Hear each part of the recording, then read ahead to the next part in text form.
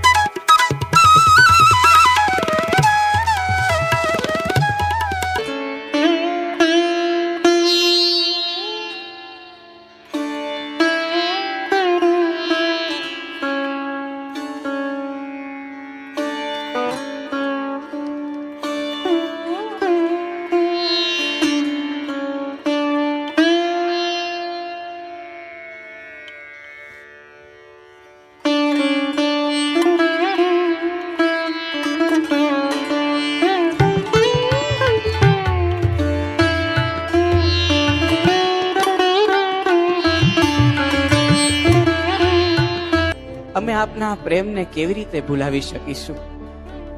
બાપા, આપ તો સાક્ષાત શ્રીજી મહારાજનું સ્વરૂપ છો. આપના દર્શનની એક ઝલક મેળવવા માટે લોકો તલપાપડ થાય છે. આપે અમને બ્રહ્મધામનો કોલ આપ્યો અમારા મોક્ષ માટે. આપનું સ્વરૂપ ઓળખાવ્યું અમારા મોક્ષ માટે. આપે આપની દેહી ક્રિયાને ઠેલીને પણ અમારા માટે દૂધપાક બનાવ્યો, એ પણ 91 વર્ષની ઉંમરે.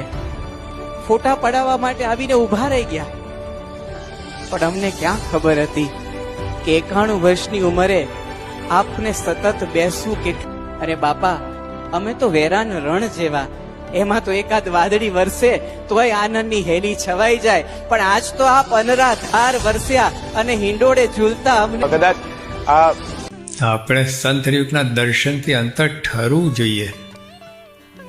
ઉકરે આવા આવા ભેગા થાય, આવો ભાવ થાય. તું એમ કે આ બધા સારા છે, હું જેવો છું, એને બદલે આવા નવા ભેગા થાય એટલે પોતે સારા છે એમ હતું. હા, ઊંધું જ બફાય.